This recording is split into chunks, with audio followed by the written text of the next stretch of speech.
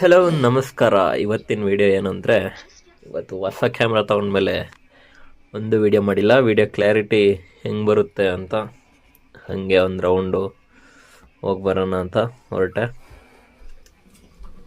ನಮ್ಮನೆ ಪುಟ್ ಪಾಣಿ ನಾಯಿ ಮರಿಗಳಿತು.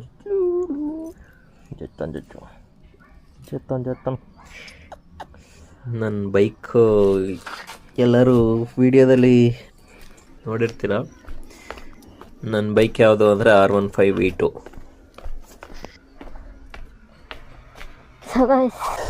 ಇಲ್ಲಿತ್ತಿದೆ ನಮ್ಮ ಬೈಕು.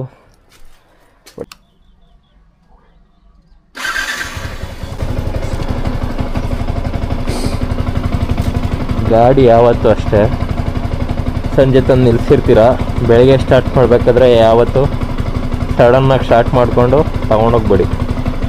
ಮತ್ತು ಸಡನ್ ಸ್ಟಾರ್ಟ್ ಮಾಡಿ ರೇಸ್ ಮಾಡಬೇಡಿ. ಯಾಕೆ ಅಂದರೆ ಇಂಜಿನಲ್ಲಿ ಆಯಿಲ್ ಎಲ್ಲ ಹೋಗಿ ಕೆಳಗಡೆ ಕೂತಿರುತ್ತೆ.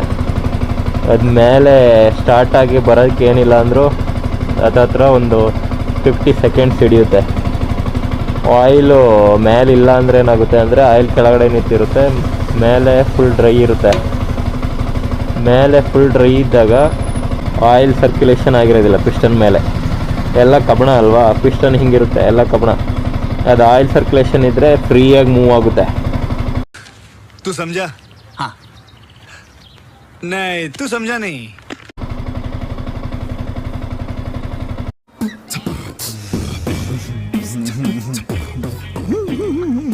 ಆವಾಗ ಗಾಡಿ ಇಂಜಿನ್ ಲೈಫು ಚೆನ್ನಾಗಿರುತ್ತೆ. ಇಲ್ಲ ಅಂದರೆ ಆಯಿಲ್ ಮೇಲೆ ಬರ್ದೇ ಅದರಲ್ಲಿ ಚೂರು ಆಯಿಲ್ ಇರಲ್ಲ, ಒಂದಕ್ಕೊಂದು ಉಜ್ಜಿದಾಗ ಪಿಸ್ಟನ್ ಸೌದೋಗೋದು ಆ ಥರ ಪ್ರಾಬ್ಲಮ್ ಎಲ್ಲ ಬರುತ್ತೆ. ಅರ್ಥ ಆಯಿತು ಅಂದ್ಕೊಳ್ತೀನಿ.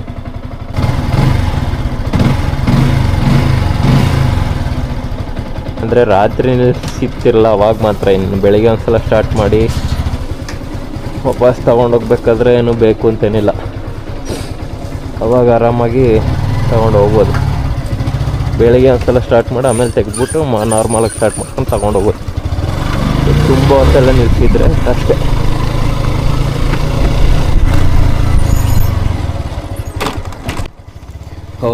ಈ ಗಾಡಿ ಅಂತೂ ಹೆವಿ ಸೌಂಡ್ ಇದೆ ಗುರು. ಎಲ್ಲ ಕ್ಲ್ಯಾಂಪ್ ಎಲ್ಲ ಮುರಿದೋಗಿದೆ ಅಂತ ಅವತ್ತು ತೋರಿಸಿದ್ನೆಲ್ಲ, ಪುಟ್ಟಿ ಎಲ್ಲ ಕಟ್ಟಾಗ್ಬಿಟ್ಟಿದೆ. ಅದಕ್ಕೆ ಗುಂಡಿಗೆ ಬಿಟ್ಟರೆ ಹೆವಿ ಸೌಂಡ್ ಬರ್ತಿದೆ. ಆಲ್ಮೋಸ್ಟ್ ಎಲ್ಲ ಪಾರ್ಟ್ಸ್ಗಳನ್ನೂ ರಿಸ್ಟೋರ್ ಮಾಡೋಕ್ಕೆ ತಂದು ಇಟ್ಟಿದ್ದೀನಿ. ಟೈಮ್ ಆಗ್ತಾಯಿಲ್ಲ, ಆದಷ್ಟು ಬೇಗ ರಿಸ್ಟೋರ್ ಮಾಡ್ತೀನಿ.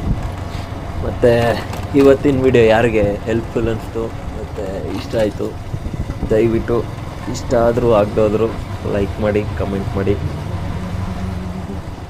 ಶೇರ್ ಮಾಡೋದು ಮರಿಬೇಡಿ.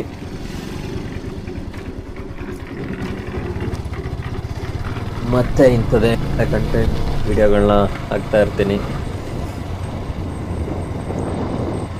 ಪ್ಲೀಸ್ ಫಾಲೋ ಮಾಡಿ, ಸಬ್ಸ್ಕ್ರೈಬ್ ಮಾಡಿ, ಶೇರ್ ಮಾಡಿ. ನನ್ನ ಯೂಟ್ಯೂಬ್ ಚಾನಲ್ಲು ಹೋಗಿ ಸಬ್ಸ್ಕ್ರೈಬ್ ಮಾಡ್ಕೊಳ್ಳಿ. ಒಂದು ಕನ್ನಡಿಗ ಅಂತಿದೆ, ಆದಷ್ಟು ಸಪೋರ್ಟ್ ಮಾಡಿ. Thank you.